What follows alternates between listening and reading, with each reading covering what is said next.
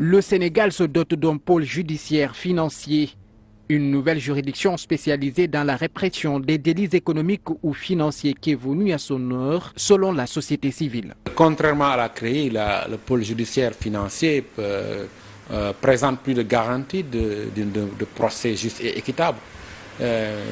Parce que contrairement à la CREI, la charge de la preuve donc, incombe à celui qui accuse. Ensuite, l'autre aspect, c'est qu'avec le pôle judiciaire financier, on a un collège de juges d'instruction, pas seulement un juge d'instruction, et il y a possibilité de faire appel.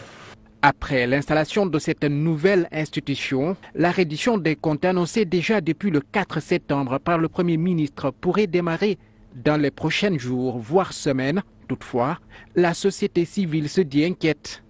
Elle craint une instrumentalisation des dossiers. S'il y a une seule crainte que nous avons, nous, c'est deux choses.